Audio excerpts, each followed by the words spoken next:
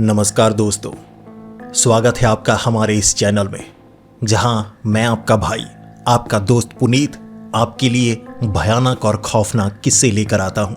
और आज भी मैं आपके लिए एक बेहद अजीबोगरीब और भयानक किस्सा लेकर आया हूं। लेकिन उस कहानी की शुरुआत से पहले मैं आपका बहुत ज़्यादा दिल से धन्यवाद करना चाहता हूं कि आप मुझे इतना ज़्यादा प्यार देते हैं। कभी कभी महसूस होता है कि क्या मैं इस प्यार के काबिल हूं, इसीलिए मैं और ज़्यादा मेहनत करता हूं ताकि आपके मनोरंजन के लिए मैं हमेशा तत्पर रह सकूं। कभी कभी मन नहीं करता, कह सकते हैं मैं थक जाता हूं या मेरा मन उदास होता है, तब मैं आपके कमेंट्स पढ़ता हूं और सच में मेरे अंदर नई ऊर्जा भर जाती है कि मैं आपके लिए और भी ज़्यादा अच्छी अच्छी कहानियाँ ला पाऊँ। और इसके लिए मैं हर रोज़ काम करता हूँ। ये आपके प्यार का नतीजा है। तो इस वीडियो पर भी अच्छे अच्छे कमेंट्स ज़रूर कीजिएगा। कहानी अच्छी लगी तो वीडियो को लाइक भी कीजिएगा और वीडियो को हाइप भी दीजिएगा। लेकिन ये सब तब करना अगर कहानी पसंद आई, क्योंकि आज की जो कहानी है ना, बड़ी अजीबोगरीब है, बड़ी डरावनी और खौफनाक है, आपको सोचने पर मजबूर कर देगी। ये कहानी है राजस्थान के रहने वाले अभिजीत जी की। अभिजीत जी एक मैकेनिक है, कार मैकेनिक, और उन्होंने नया नया अपना गैरेज खोला था गांव के बाहर, सड़क के बेहद करीब, लेकिन हाईवे पर नहीं, क्योंकि हाईवे की ज़मीन थोड़ी महंगी थी। हाईवे से थोड़ा दूर, चलो मैं प्रमोशन करूंगा, सड़क के आसपास कुछ बोर्ड्स लगा दूंगा, तो किसी की अगर गाड़ी ख़राब है आसपास के शहर में तो मेरे पास वो आ जाएगा। इस तरह से उन्होंने छोटा सा गैरेज खोल लिया था। वहाँ वो गाड़ियाँ ठीक किया करते थे, गाड़ी भी कर लिया करते थे। जब गाड़ी ना आई हो तो बाइक की रिपेयर भी कर लिया करते थे। और जब उनके पास कोई गाड़ी आई हो तो उसके लिए वो कड़ी मेहनत करते थे, क्योंकि अभी अभी काम नया ही था। 6 महीने वो काम में लगा चुके थे, किसी को काम पर और रखा नहीं हुआ था, काम थोड़ा कम ही था, चलो अपना गुजर बसर उनसे हो रहा था। तो जब गाड़ी उनके पास आई होती, काम थोड़ा ज़्यादा होता, तो वो रात के वक्त भी काम किया करते थे। 11 से 12 बजे तक वो काम करते और उसके बाद घर की तरफ वो निकल लिया करते थे। इस रात भी ऐसा ही था। उन्हें लगा था कि 12 बजे तक मैं गाड़ी का काम करूंगा और 12 बजे घर की तरफ निकलूंगा और सुबह 7 बजे आ जाऊंगा। 6 से 7 घंटे का आराम करने के बाद गाड़ी पर फिर से लग जाऊंगा। गाड़ी का काम ज़्यादा था तो कमाई का जो माध्यम था वो भी बढ़ने वाला था, ज़्यादा बिल बनाते वो। रात के लगभग 10:30 से 11:15 का वक्त होगा। गैरेज का शटर उन्होंने खोला हुआ था, छोटी दुकान की तरह ही था। एक गाड़ी आती थी, थोड़ा लंबा था, पीछे बाकी सारा उन्होंने सामान रखा हुआ था। एक ही गाड़ी लग पाती थी, बाकी बाहर गाड़ी लगा दिया करते थे अगर कोई छोड़कर जाना चाहता तो। इस समय एक ही गाड़ी थी जो गैरेज में लगी हुई थी। अब अभिजीत जी उस गाड़ी की रिपेयर करने में लगे हुए, इतने में एक आदमी आया जिसने शटर को हाथ मारकर हिलाया। अब रात के वक्त उस जगह आसपास कोई नहीं था, खाली सी जगह थी। राजस्थान का वो इलाका ज़्यादातर कह सकते हैं बीहड़ वाला इलाका था, हाईवे के करीब ज़मीन ली थी उन्होंने। तो किसी ने शटर रात के वक्त इस तरह से हिलाया है, तो अभिजीत जी थोड़ा सा डर गए कि इस समय कौन हो सकता है। अरे हवा तो नहीं चलने लगी, हवा के कारण, आंधी के कारण शटर तो नहीं हिला। तो गाड़ी से थोड़ा निकल कर वो आगे की तरफ आए। उन्होंने देखा एक आदमी बाहर खड़ा शटर पर हाथ मार रहा था। उसने देखा होगा कि गैरेज है, या वैसे ही निकल रहा होगा, रास्ता पूछने के लिए यहाँ आया होगा। अभिजीत जी अपनी दुकान से बाहर निकले। अब दुकान से बाहर निकलने के बाद उस आदमी के पास खड़े हो गए और उससे पूछने लगे कि जी क्या चाहिए आपको। उसने कहा, भाई साहब क्या ये गैरेज है, क्या यहाँ पर मैकेनिक मिलेगा? तो अभिजीत जी ने कहा, जी जी मैं मैकेनिक हूँ, गाड़ी कहाँ है आपकी? उसने कहा, गाड़ी यहाँ नहीं है, गाड़ी हाईवे पर है, खराब हो गई है, मेरा परिवार भी गाड़ी में ही है, यहाँ तक ला पाता तो गाड़ी को ले आता, लेकिन गाड़ी चल नहीं पा रही है। ऐसा लग रहा है कि रात हमें गाड़ी के आसपास ही बितानी होगी, तो गाड़ी को ना तो धकेला जा सकता है, कुछ किया जा सकता है।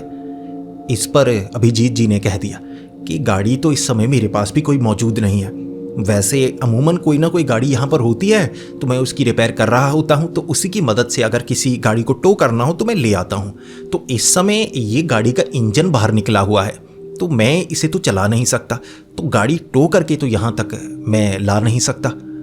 वो आदमी बहुत ज़्यादा मायूस हो गया और फिर उसने अभिजीत जी को कहा कि ऐसा कीजिए, मुझे कोई और मैकेनिक है तो उसके बारे में बता दीजिए। अभिजीत ने कहा कि इस समय आपको यहाँ ना 20 से 30 किलोमीटर तक कोई मैकेनिक मिलने वाला नहीं। यहाँ ये काम मैंने ही शुरू किया है। आमतौर पर आसपास गांव है और थोड़ा दूरी पर आपको शहर मिलेगा, 20 या 25 किलोमीटर की दूरी पर, तो वहाँ पर आपको मैकेनिक मिल जाएंगे, यहाँ पर नहीं है। यहाँ पर सिर्फ मैं ही हूँ। फिर वो आदमी बहुत ज़्यादा मायूस हो गया कि मुझे इतनी दूर से किसी को लेकर आना होगा, इतनी दूर तो मैं जा नहीं सकता चलकर। तो अभिजीत ने कहा कि आपको चलकर जाने की ज़रूरत नहीं है, गाड़ी को टो करके हम दुकान तक नहीं ला सकते, लेकिन मैं बाइक पर आपके साथ गाड़ी तक जा सकता हूँ और गाड़ी को ठीक कर सकता हूँ। तो इस पर वो आदमी खुश हो गया और फिर वो कहने लगा, जी बिल्कुल ठीक, फिर ऐसा कीजिए आप, चलिए मुझे साथ लेकर और गाड़ी जल्दी ठीक कर दीजिए। मेरा परिवार भी गाड़ी में ही है, मेरी एक छोटी सी बेटी है, मेरी बीवी है जो गाड़ी में ही है। तो ये सुनने के बाद अभिजीत को भी काफ़ी ज़्यादा बुरा लगा कि औरत, उसकी बेटी गाड़ी में ही छोड़कर ये आदमी इतनी दूर आ गया, लेकिन मुसीबत में है, कोई कर भी क्या सकता है। अब हाईवे पर गाड़ियाँ निकल तो रही होंगी, लेकिन कोई इस ज़माने में किसी की मदद नहीं करता। तो अभिजीत ने कहा कि जी गाड़ी में प्रॉब्लम क्या आ रही है। उसने कहा कि गाड़ी चलते चलते धुआं छोड़ने लग पड़ी है। तो ये सोचने के बाद अभिजीत जी को लगा, आपने कूलेंट डाला था उसमें, क्योंकि इंजन ने अगर धुआं छोड़ा है तो थोड़ा मेहनत लगेगी, इंजन में प्रॉब्लम ना आ गई हो। उसे कुछ समझ में नहीं आ रहा था, उसे गाड़ियों के बारे में ज़्यादा नहीं पता था। उसने कहा, मैं तो गाड़ी चलाता हूँ, अब गाड़ी में क्या डालना है नहीं डालना है वो तो सर्विस के वक्त ही पता होता है, मुझे कुछ नहीं पता। तो अभिजीत को लगा कि इसे तो कुछ नहीं पता, मैं ऐसा करता हूँ, जो मेन टूल्स है ना वो सब लेकर चलता हूँ, अगर तो रिपेयर हो पाई तो ठीक है, वरना ऐसा करूँगा किसी तरह से परिवार को वहाँ से निकलवाऊँगा, यहाँ घर में कहीं रहने का इंतज़ाम वगैरह करवा दूँगा, तो गाड़ी को ऐसे निकलवाएंगे, कुछ ना कुछ इंतज़ाम होगा। तो उस आदमी को समझाया। फिर जो अभिजीत था वो गाड़ी के अंदर अपने टूल्स समेटने लगा, जो बैग था ना बैग में टूल डालने लगा कि ये भी लेकर चलता हूँ, ये भी लेकर चलता हूँ, बोनट खोलना पड़ेगा, इंजन देखना पड़ेगा, ये वो ये भी टांग लूँगा, मैं उस आदमी को पकड़ा दूँगा, तो पीछे ऐसे ज़्यादा सामान लेकर जाऊँगा, क्योंकि उस आदमी को पता नहीं था। तो वो आदमी ना जो दुकान थी उसके अंदर ऐसे खड़ा देख रहा कि अभिजीत सामान समेट रहा है। कुछ समय तक अभिजीत ने, अब 10 से 15 मिनट लग चुके थे, तो अभिजीत ने 10-15 मिनट उस आदमी से बातचीत जारी रखी और अभिजीत को उसकी आवाज़ बड़ी अजीब सी लगी, गूंज रही थी उसकी आवाज़, जैसे पतला सा था। अमूमन किसी का वज़न थोड़ा ज़्यादा हो, मुंह बड़ा हो, तो उसकी आवाज़ थोड़ी भारी होती है, थोड़ी अलग सी लगती है। जिसका मुंह पतला सा हो ना उसकी आवाज़ बिल्कुल साधारण होती है, समझ में आ जाती है। अब उस आदमी की आवाज़ ना थोड़ी भारी भारी लग रही थी, साफ साफ नहीं थी, जैसे उसका गला साफ ना हो या वो बोलने का तरीका उसका ऐसा ही हो। एक और चीज़ थी जो अभिजीत ने नोटिस की थी कि वो आदमी पलकें झपकता ही नहीं भाई, ऐसे बिल्कुल आंखें ऐसे, और कुछ अजीब सी बात थी, उससे एक अलग सी दुर्गंध आ रही थी। अब ऐसी दुर्गंध किसी और से नहीं आती। अब कैसे बताएं, जैसे किसी सड़ी हुई मछली की या मांस की दुर्गंध थी जो उसके शरीर से आ रही थी। एक बार के लिए अभिजीत को यह भी लगा था कि ये दुर्गंध उससे इसलिए आ रही है, शायद उसने कुछ ऐसा मांस मछली वगैरह खाया होगा। अब अभिजीत पूरी तरह से वेजिटेरियन था, वो मांस मछली वगैरह खाता ही नहीं था। अब जो मांस मछली खाते हैं नॉन वेजिटेरियंस, उन्हें तो इस बात का पता नहीं लगता, लेकिन अगर कोई वेजिटेरियन हो और जो नॉन वेजिटेरियन हो उसके पसीना आए तो वेजिटेरियन बड़ी आसानी से पहचान सकता है कि ये अलग सी बदबू है। लेकिन उस इंसान के शरीर से जो बदबू आ रही थी ना वो बड़ी अजीब सी थी, कुछ ज़्यादा ही परेशान कर रही। लेकिन चलो काम तो करना ही था, कस्टमर था वो। तो सामान झोले में समेटने के बाद वो जो बैग था टांग दिया बाइक पर, उस आदमी को एक बैग पकड़ा दिया क्योंकि सामान थोड़ा ज़्यादा होने वाला था, पता नहीं था ना उसे। तो बाइक लेकर वो वहाँ से हाईवे की तरफ निकले। अब हाईवे वहाँ से लगभग 3 से 3.5 किलोमीटर दूर होने वाला था, जहाँ उस आदमी ने कहा था कि गाड़ी लगाई हुई है। ऐसा किया है कि हाईवे पर ही गाड़ी बंद हो गई थी, तो थोड़ा सा हाईवे से नीचे उतारी है गाड़ी। वहाँ पेड़ की बात की थी उसने, तो जो अभिजीत था उसे थोड़ी पहचान हुई, अच्छा वो वाली जगह है, ठीक है, उस जगह नीचे उतार ली है गाड़ी, ठीक है कोई बात नहीं। तो अभिजीत जी बाइक चलाकर हाईवे तक पहुँचे और उस आदमी ने कहा, जी यहाँ रुकिए यहाँ। अब अभिजीत ने देखा कि आसपास कोई गाड़ी नहीं है, था वो हाईवे ही। तो अभिजीत ने कहा, जी गाड़ी कहाँ है? गाड़ी तो मुझे नज़र नहीं आ रही, आप रुकने को कह रहे हैं। उसने कहा कि गाड़ी यहाँ नहीं है, गाड़ी धक्का देकर ना नीचे की तरफ उतार दी थी, ऊपर नहीं है। तो अभिजीत ने कहा ऐसा क्यों किया आपने? देखिए ये जगह सुरक्षित नहीं है, दूर दूर तक आपको लाइट्स नज़र नहीं आएंगी और ऐसे अंधेरे में गाड़ी नहीं लेकर जाते ऐसी जगह पर, और ज़्यादा असुरक्षा महसूस होगी आपको। सड़क पर होगा कोई ना कोई गाड़ी निकलती रहती है, आपको लगता है कोई ना कोई आसपास है, ऐसे बीहड़ में खाली जगह गाड़ी रोकते नहीं। वो आदमी ने कहा जी गलती हो गई, अब मदद कर दीजिए, गाड़ी ठीक कर दीजिए बस। तो वो बातें बनाने लगा और अभिजीत को लगा कि चलो मुसीबत है, मैं दूर करता हूँ। थोड़ा थोड़ा शक अभिजीत को ये हो रहा था कि ऐसा ना हो कि ये कोई भाई लूटपाट करने वाला आदमी हो। गाड़ी नज़र नहीं आ रही, कपड़े देखने में ठीक लग रहे थे, इसीलिए अभिजीत को भरोसा हुआ कि ऐसा वैसा तो कोई नशा करने वाला या कोई शराबी या चोर लुटेरा तो लगता नहीं, कपड़े तो अच्छे वाले पहने हुए हैं। तो अभिजीत बस इस बात से उसके पीछे गया, बाइक वहाँ पर लगा दी, थोड़ा चलना पड़ा, थोड़ा क्या, अब हाईवे से काफ़ी नीचे उतरकर काफ़ी दूर। हाँ इतना था कि पहले तो कोई टायर के निशान नज़र नहीं आए, फिर टायर के निशान नज़र आ गए, फिर जो टॉर्च लाइट थी वो अभिजीत ने पकड़ी हुई थी, तो उस आदमी के साथ सामने गाड़ी नज़र आई उन्हें। तो अभिजीत ने देखा कि ये तो एम्बेसडर गाड़ी है, जो पहले हुआ करती थी, अभी थोड़ी कम नज़र आती हैं सड़कों पर। तो अभिजीत ने देखा कि अच्छा ये गाड़ी है, ये तो काफ़ी पहले की इनकी लगती है। जिसके बाद अभिजीत की नज़र पड़ी गाड़ी में, एक औरत थी, एक छोटी लड़की होगी, कोई 8 साल की या 7 साल की छोटी बच्ची लग रही थी। तब अभिजीत को ये भरोसा हुआ कि नहीं ऐसे वैसे तो नहीं लगते, जैसा इसने कहा था वो बात तो पूरी तरह से सच है। भाई गाड़ी है, गाड़ी में एक औरत है, एक बच्ची है, बेचारी फंसे हुए हैं, गाड़ी भी थोड़ी टेढ़ी की हुई है। अब अभिजीत ने नोटिस किया कि ये जो जगह है ना, जब से हाईवे से थोड़ा नीचे उतरे हैं आसपास धुआं बहुत ज़्यादा हो गया है। अब सच में जैसे किसी ने आसपास आग जलाई हो, या आंधी के कारण यहाँ कभी कभी ऐसी किसी जगह पर आग लगे तो धुआं धुआं हो जाता है। तो अभिजीत जी गाड़ी के पास गए, जिसके बाद अभिजीत की नज़र सबसे पहले उस औरत पर पड़ी। अब वो औरत ना बड़ी अजीबोगरीब तरीके से बैठी हुई थी, पिछली सीट पर वो बच्ची भी बैठी हुई, वो औरत भी बैठी हुई। अब वो औरत ऐसे बैठी, बिल्कुल भी सर वगैरह हिला नहीं रही, ऐसे जैसे कोई मूर्ति रखी हो भाई, बिल्कुल असली जैसी लगने वाली कोई मूर्ति। अब वो जो बच्ची थी ना वो भी ऐसे बैठी हुई, बिल्कुल भी हरकत नहीं कर रही थी, वरना कोई 6-7 साल के बच्चे एक जगह टिक कर बैठते ही नहीं। तो उसके बाद अभिजीत ने देखा कि कुछ गड़बड़ सी लग रही है, चलो मुझे क्या, मुझे तो अपना काम करना होगा। तो अभिजीत जी ने देखा कि गाड़ी से भी थोड़ा थोड़ा धुआं निकल रहा है। अब ये भाप सी थी, धुआं कम थोड़ी भाप सी थी। तो उसके बाद जो अभिजीत जी ने आसपास देखा वैसे धुआं है, दूर तक कुछ नज़र नहीं आ रहा। तो लाइट रखी एक तरफ, बोनट खोला, देखा इंजन को, देखा कि थोड़ी थोड़ी भाप सी धुआं सा इंजन से निकल रहा है। फिर रेडिएटर को चेक किया, रेडिएटर में कूलेंट नहीं था, यानी उसमें कूलेंट नहीं डाला गया था। और ये जो गाड़ी थी ना ये पुराने ज़माने की एम्बेसडर गाड़ी थी, लेकिन कम से कम जो पानी वाली जगह थी, रेडिएटर में कूलेंट तो डालना चाहिए था। तो अभिजीत ने उस आदमी से पूछा, जी इसमें तो ना पानी है ना कूलेंट है जी, ये क्या, गाड़ी भाप तो छोड़ेगी, इंजन खराब हो सकता था। ये बात अभिजीत ने की। अब उस आदमी को इसके बारे में कुछ पता ही नहीं था। तो अभिजीत ने पूछा कि आप किससे इसकी रिपेयर करवाते हैं, सर्विस किससे करवाते हैं? मैकेनिक को कहा नहीं आपने? अरे कूलेंट डालना था, जो पानी होता है ना वो भाप बनकर उड़ जाता है, इसीलिए आजकल की गाड़ियों में कूलेंट आता है, वो ऐसे भाप बनकर उड़ता नहीं, लंबा समय चलता है। इसमें जी कूलेंट तो डाला नहीं गया था, पानी होगा, पानी खत्म हो गया, इसीलिए गाड़ी से भाप निकल रही है। अब बाकी तो मैं थोड़ा चेक कर लूँगा, लेकिन पानी चाहिए होगा। अब उस समय परिवार के पास पानी नहीं था। जो अभिजीत था उसे भी ये नहीं लगा था कि मुझे पानी की ज़रूरत है, उसे लगा था परिवार के पास पानी होगा, वैसे मैं गाड़ी ठीक कर दूंगा, ज़्यादा समय रुकूंगा ही नहीं। तो वो पानी भी नहीं लेकर आया था।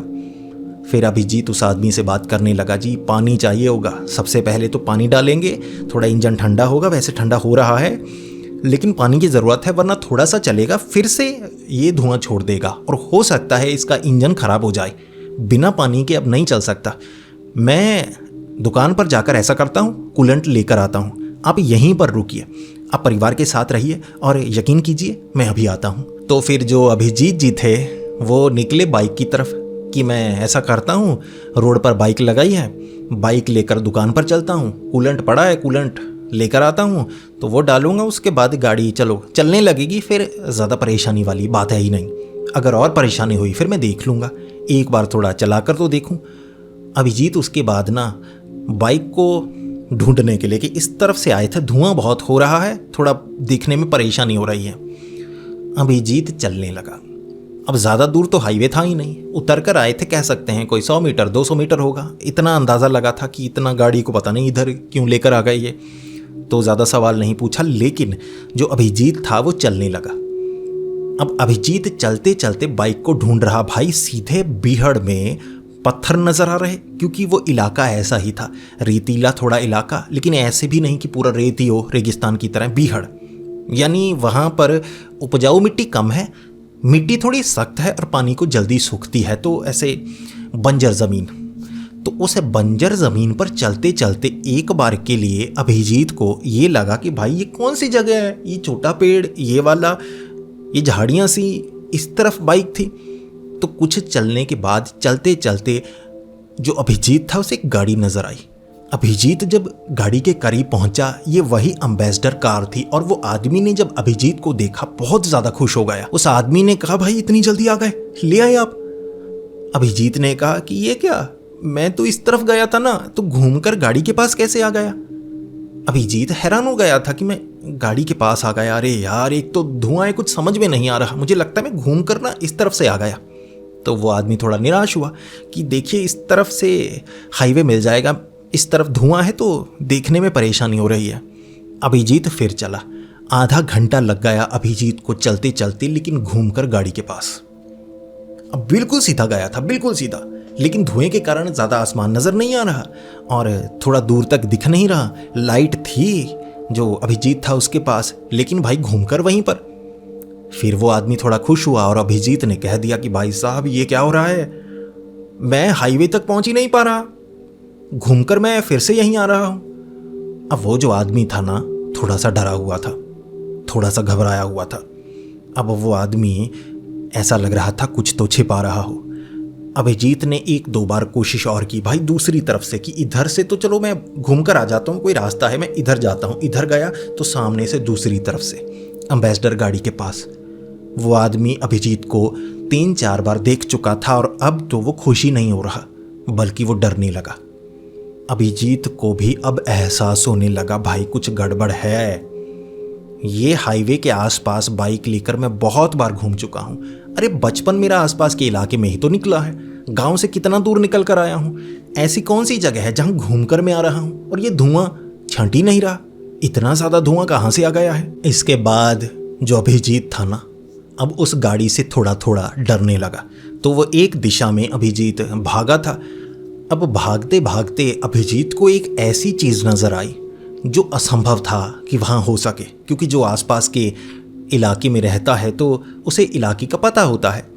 उसे एक तालाब सा नज़र आया। अब काले पानी का वो तालाब था, बड़ा अजीब सा पुराना तालाब, और आसपास लगे हुए कुछ पेड़ थे।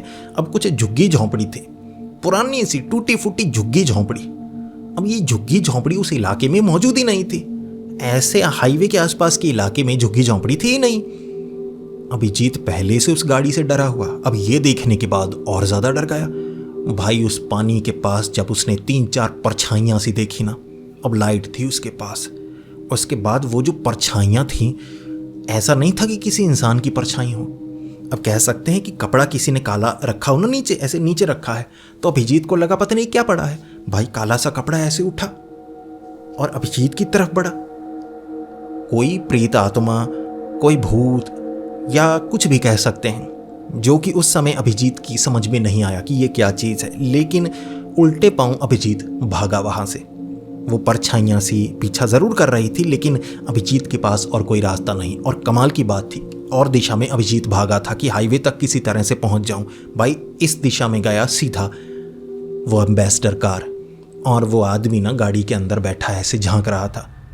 अभिजीत डर गया कि ये भूतिया घटना है। भाई वो भूत दिखे मुझे, ये गाड़ी भूत है, ये आदमी भूत है, ये मुझे गैरेज से लेकर आ गया है, अब यहाँ इस भूतिया जगह में फंसा दिया है, निकल नहीं पा रहा मैं। जिसके बाद अभिजीत बार बार उस गाड़ी से दूर जाने की कोशिश करता, अब दोबारा तो तालाब की तरफ गया ही नहीं कि इस तरफ ना सीधे जिस तरफ गाड़ी का मुंह है उस तरफ नहीं जाना, उस तरफ तो तालाब है। भाई हाईवे किस तरफ है? बाकी हर जगह में घूम आया, घूम कर गाड़ी के पास पहुंच जाता हूँ। तो अभिजीत रोने लगा था। कई घंटे बीत चुके थे, एक तो समय नहीं निकल रहा, आसमान पूरा काला था, जैसे धुएं के कारण ना चांद तारे कुछ भी नज़र नहीं आ रहा। अभिजीत बुरी तरह से फंसा हुआ था। और उसके बाद जो अभिजीत था, अंत में एक ही रास्ता उसे नज़र आया कि वो जो परछाइयाँ सी थी वो तो पीछे भागी। अब ये आदमी मुझे लेकर आया है, यही आदमी मुझे छोड़ सकता है। अभिजीत गाड़ी के पास पहुंचा। वो आदमी ने कहा, जी कुछ लेकर आए आप? अभिजीत रोने लगा था और अभिजीत ने कहा कि मुझे छोड़ दो, मुझे मत मारो। तो वो आदमी बाहर आया। अब उसकी जो बेटी थी ना, वो ऐसे गाड़ी की पिछली सीट पर थी, वो भी थोड़ी सी हिली, इतने समय से हिली नहीं थी। वो लड़की वैसे झांकने लगी, पलकें झपक नहीं रही थी। वो औरत पलकें झपक नहीं रही थी। जो वो आदमी था वो भी ऐसा ही, बड़ा अजीब सा था, शरीर अजीब, दुर्गंध अजीब, जैसे वो भूत हो। अभिजीत ने सीधे सीधे उससे कहा, जी मुझे माफ़ कर दीजिए, मुझे यहाँ से जाने दीजिए, मैंने आपका क्या बिगाड़ा है? और उस आदमी ने कहा कि देखिए आप मदद कीजिए, आपने मेरी मदद नहीं की तो ये हो जाएगा, वो हो जाएगा। अब वो आदमी साफ साफ कह रहा था कि तुम भूत हो। अभिजीत कह रहा तुम भूत हो। अब अभिजीत रोया, गिड़गिड़ाया और उस आदमी ने कहा, जी हमारे साथ भी कब से यही हो रहा है। हम हाईवे पर थे, गाड़ी नीचे की तरफ आ गई, किसी तरह गाड़ी नीचे आ गई, मुझसे स्टीयरिंग संभला नहीं और तब से हम यहाँ पर हैं। मैं निकलने की बहुत कोशिश कर रहा हूँ, कभी किसी जगह पहुँच जाता हूँ, कभी किसी जगह, और घूम फिर कर मैं आपकी दुकान तक किसी तरह से पहुँचा था। आप मैकेनिक हैं, ये देखकर मुझे लगा आप मदद करेंगे, क्योंकि ये सब के बारे में शायद आपको कुछ पता होगा। मैं ज़्यादा बोला नहीं, आप यहाँ तक आए और अब आप भी कह रहे हैं आप फंस चुके हैं, हम भी फंस चुके हैं, हर कोशिश के बाद हम निकल नहीं पा रहे। अभिजीत अब ये तो जान गया था कि ये भूत प्रेत है। जैसे कहते हैं ना, कोई मर जाता है तो उस जगह लूप के कारण वो फंस जाता है, तो ये मरे हुए हैं। अब मैं क्या करूं, इसके पास तो बाहर निकलने का रास्ता नहीं है। 2-3 बार और कोशिश करने के बाद अभिजीत गाड़ी के पास बैठ गए कि अब मैं बचने वाला नहीं। 6-8 घंटे बीत चुके थे, ना दिन हो रहा, ना धुआं छट रहा और ना यहाँ से बाहर निकलने का कोई रास्ता। अभिजीत थक चुका था, लेकिन करता तो करता क्या। इसीलिए अभिजीत ने उस आदमी को कहा कि क्या करें, अब यहाँ से कैसे निकलें। और उसने कहा, गाड़ी से ही हम यहाँ पर आए, अब गाड़ी ठीक कर दीजिए, हम यहाँ से निकलना चाहते हैं। कम से कम गाड़ी चलाएंगे, आप गाड़ी के अंदर रहिएगा, उसके बाद शायद यहाँ से किसी तरह निकल पाएँ, क्योंकि बाहर ऐसे चलते चलते कब तक भटकेंगे। गाड़ी में पेट्रोल था। अभिजीत को भी बात है बिल्कुल सही लगी। अभिजीत को लगा कि ये परिवार शायद मर गया होगा, भूत बनकर भटक रहा है। गाड़ी ठीक करवाना चाहता है तो गाड़ी में और किसी चीज़ की ज़रूरत नहीं है। अगर पानी मिल जाए तो पानी रेडिएटर में डाला जा सकता है, उसके बाद गाड़ी चलने लायक हो जाएगी। कम से कम ये तो करें। तो अभिजीत ने उस आदमी को कहा, जी पानी का इंतज़ाम तो हो सकता है, मैं एक जगह के बारे में जानता हूँ जो पहले यहाँ मौजूद नहीं थी, लेकिन जगह बड़ी खतरनाक है, क्या आप वहाँ मेरे साथ चलेंगे? उसने कहा, बिल्कुल, मैं तो घूम चुका हूँ, भटक चुका हूँ, ऐसी कौन सी जगह। तो अभिजीत ने कहा कि जी पास में एक तालाब है, काले रंग का पानी नज़र आया था, कम से कम पानी तो है, गाड़ी चल जाएगी। अब उस आदमी ने कहा कि ठीक है, लेकिन खतरा क्या। तो अभिजीत ने बता दिया कि मुझे कुछ काले काले परछाई जैसे प्रेत नजर आए। अब वो आदमी भी डरा। अभिजीत सोच रहा था कि इसे खुद नहीं पता कि ये मर चुका है, तो कम से कम मदद तो कर दे। फिर अभिजीत उस आदमी के साथ उस दिशा में बढ़ने लगा जिस तरफ वो झुग्गी झोंपड़ी तालाब था। अब दूर से थोड़ा थोड़ा तालाब नजर आ गया। अब उस तरफ वो परछाइयाँ चोट पहुंचा सकती हैं, मार सकती हैं, कुछ भी कर सकती हैं। तो एक बोतल थी, कांच की बड़ी सी बोतल होगी, कोई बड़ी बोतल। तो वो बोतल में जितना पानी आएगा उसे लेकर गाड़ी के रेडिएटर में डाल देंगे, ये सोचकर वो यहाँ पर आए थे। तो जैसे ही अभिजीत बोतल लेकर थोड़ा सा आगे बढ़ा तालाब के, वो जो 2 परछाइयाँ थीं वो करीब आने लगी। तो अभिजीत थोड़ा सा डरा, तो अभिजीत एक दिशा में भागने लगा। अब वो आदमी भी अभिजीत के साथ भागने लगा। अब ये भाग रहे थे पीछे की तरफ नहीं, बल्कि झुग्गी झोंपड़ी की तरफ ये भाग रहे थे।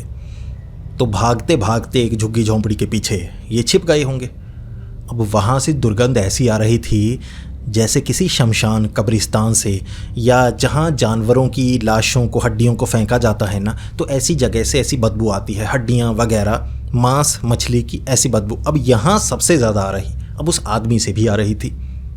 जिसके बाद ये किसी तरह छिपे, इन्हें पानी चाहिए था, तो कुछ समय वहाँ छिपने लगे। इतने में वो परछाइयाँ आसपास थीं, तो लाइट कभी कभी जो अभिजीत था वो बंद कर देता, लेकिन चलानी पड़ती जब घुप अंधेरा हो जाता, क्योंकि लाइट का सोर्स यही था। कुछ समय छिपने के बाद जब वो आदमी की चीखें सुनाई दी अभिजीत को, तो लाइट चलाने पर अभिजीत ने देखा कि 3 परछाइयाँ थीं जिसने उस आदमी को पकड़ा हुआ था। अब अभिजीत डर के मारे वहाँ से भाग निकला। अब वो आदमी भी कुछ समय बाद चीखना उसका बंद हुआ। अभिजीत डर गया कि पता नहीं वहाँ क्या हो रहा होगा, लेकिन अभिजीत ने एक समझदारी दिखाई। घूमकर तालाब के पास वो पानी की बोतल भर ली थी। अब इसके बाद जब पानी की बोतल भरी, वो जो काली काली परछाइयाँ सी थी अभिजीत को भी चोट पहुँचा रही। कपड़ा सा था वो, ऐसा नहीं कि कोई भूत हो, सही से कहें तो जैसे कपड़ा है। अब कपड़ा लिपट रहा है, सांस लेने में परेशानी, कपड़ा चिपक रहा है, कोई कंटीले कांटे अगर किसी कपड़े पर लगी हों और वो शरीर पर रगड़ा जाए तो थोड़ी चोट पहुंचती है, दर्द होता है, तो वैसा एहसास था जैसे कपड़ा पकड़ने की कोशिश कर रहा हो। अब वो जो आदमी था वो भी, चेहरे से उसके थोड़ा सा खून निकल रहा था, वो भी बचाने लगा अभिजीत को, वो भी बचकर आया था। अब वो मार नहीं रहे थे, वो जकड़ना चाहते थे, पकड़ना चाहते थे। बोतल में पानी भर चुका था। अभिजीत भागने लगा, वो आदमी अभिजीत के साथ था। दोनों भागकर गाड़ी के पास पहुंचे और अभिजीत को ये नहीं पता था कि इससे काम बनेगा या नहीं, लेकिन उस जगह वो काली परछाइयाँ थी जो उसी जगह रह गई तालाब के पास से। पानी पूरा काला था। रेडिएटर में पानी डालने के बाद अभिजीत को था कि भाई गाड़ी चल पड़े, ये काम कम से कम कर दूं मैं, अब उसके बाद यहाँ से निकलूँगा या नहीं मुझे नहीं पता। अब लॉजिक उसने यही लगाया था जैसा राजस्थान में कहानियाँ सुनाई जाती हैं कि जब किसी खाली जगह पर आपको कुछ अजीब सा नज़र आए, कोई भटकती हुई आत्मा, या तो उससे दूर रहें, अगर उससे बात कर ली है तो आप ही उस लूप में होते हैं तो उसकी मदद करो। वो जो सवाल, अगर पता है आत्मा है, भूत है, वो सवाल पूछे तो जवाब दे दो, चुपचाप दो, मजाक नहीं, गलत जवाब नहीं। कहते हैं मरने के बाद इंसान की आत्मा रास्ता ढूंढती है, अगर आप उसकी मदद करते हैं तो उसे वो रास्ता मिलता है, वो चोट नहीं पहुंचाती, उसे रास्ता मिल जाता है, आपको आपकी मंजिल मिल जाएगी, कुछ नहीं होता। तो अभिजीत यही सोचकर वो गाड़ी के रेडिएटर में पानी डाला और उसके बाद गाड़ी स्टार्ट करने की कोशिश की। कुछ समय बाद गाड़ी स्टार्ट हो गई, अब गाड़ी चलने लायक हो चुकी थी। फिर उस परिवार ने धन्यवाद कहा, बच्ची ने, उस औरत ने, और वो जो आदमी था उसने भी धन्यवाद किया, और गाड़ी को अभिजीत ने कहा कि इस तरफ घुमाइएगा। तो वो गाड़ी जो थी ना, धुएं में भाई ऐसे निकली ना, ऐसे एक तरफ धुएं में निकली कि दोबारा नज़र नहीं आई और धुआं छंटने सा लगा। फिर अभिजीत को लगा कि गाड़ी नहीं है, अब मैं घूमकर यहाँ तो नहीं आऊँगा। हिम्मत टूटी हुई थी, डर लग रहा था, गाड़ी की आवाज़ सुनाई दे रही थी जैसे आसपास गाड़ी हो। अभिजीत जी एक दिशा में चले और हाईवे नज़र आया, हाईवे पर खड़ी वो बाइक। अपनी बाइक देखने के बाद अभिजीत बहुत ज़्यादा खुश, और भाई अंधेरा था अभी, इतने घंटे बीत गए, दिन होना चाहिए था। अब उस जगह, वो तो रहस्यमय जगह थी, इतना पता लग गया था कि कभी कभी भटकती हुई आत्माओं के आसपास वो ऑरा होता है, वो समय होता है, वो जैसे रुका हुआ होता है, उससे अगर आप निकलेंगे, रास्ता बता देंगे तो सब कुछ सामान्य हो जाता है। लेकिन भाई यहाँ तो रात, दिन होना चाहिए था। तो अभिजीत ने ज़्यादा नहीं सोचा, बाइक पर जब अभिजीत बैठा आसपास कुछ गाड़ियाँ नज़र आईं, सब कुछ सामान्य लग रहा था। बाइक लेकर अभिजीत गैरेज पहुंचा। अब गैरेज में घड़ी देखकर हैरान, आधा घंटा बीता था, 1 घंटा भी पूरा नहीं बीता था। इतने समय वो भटकता रहा और आधा घंटा बीता, जिसके बाद गैरेज में उसने रात बिताई। तो जब सुबह हुई तो घर नहीं पहुंचा था जो अभिजीत था, तो परिवार वाले परेशान थे। घर आकर अभिजीत ने इस घटना के बारे में बताया। अब इतनी अजीब घटना थी कि परिवार वाले भी इस पर यकीन ही नहीं कर पा रहे कि ऐसा हो सकता है। वो तो पूछ रहे कि सच बता दो, कुछ ज़्यादा बुरा हुआ है, हमें बता दो, हम मदद करेंगे। लेकिन अभिजीत जी अगले 3-4 दिनों तक दुकान, वो जो गैरेज था, खोल ही नहीं पाए। मानसिक तौर पर उन्हें जैसे झटका लगा था कि वो क्या था। अब ये कोई छुटमुट घटना नहीं थी। जैसी कि ऐसे बीहड़ में कहते हैं, दोपहर के वक्त भी आपको भटकती हुई आत्मा नजर आ सकती है, रास्ता पूछती है और कुछ नहीं। रास्ता नहीं बताओगे तो वो कहते हैं ऐसे आंखें दिखाती हैं, इंसान बीमार पड़ जाता है। तो ऐसा माना जाता है। भाई ऐसी घटना थोड़े ना थी, बड़ी अजीब घटना, जैसे किसी और ही जगह में अभिजीत जी फंस गए हो। तो कुछ महीने बाद ये धीरे धीरे बात सामान्य सी हो गई और अभिजीत जी ने ये किस्से के बारे में आसपास कई लोगों को बताया। और जैसे ये बात आसपास दूर गांव तक पहुंची कि ऐसी घटना है, सच है या नहीं है पता नहीं, कहानी सुनाई जाती है जी। तो ये घटना की जानकारी किसी तक पहुंची होगी। जब एक बुजुर्ग तक ये बात पहुंची, वो बुजुर्ग पहुंचा सीधा जो अभिजीत था उसके गैरेज में। तो अभिजीत से वो बात करने लगा कि आपके साथ ऐसा ऐसा हुआ, हमारे साथ भी ऐसा ऐसा हुआ था, मेरे भाई के साथ। तो बात चलने लगी। अभिजीत ने पूरी घटना के बारे में बताया और वो आदमी हैरान था। उसने अभिजीत को अपने भाई से मिलवाया। अब उस बुज़ुर्ग का जो भाई था वो उस बुज़ुर्ग से भी थोड़ा ज़्यादा ही बूढ़ा था, व्हीलचेयर पर था। लेकिन भाई बड़े कमाल की बात थी, वो बुज़ुर्ग से जब बातें खुलने लगी ना, घटना के बारे में सब कुछ सुनने को मिलने लगा। उस बुज़ुर्ग ने बताया वो मैं था। वो 70 या 75 साल का आदमी होगा। उसने कहा उस समय मेरा परिवार ऐसे फंसा था, मेरी बेटी, मेरी बीवी।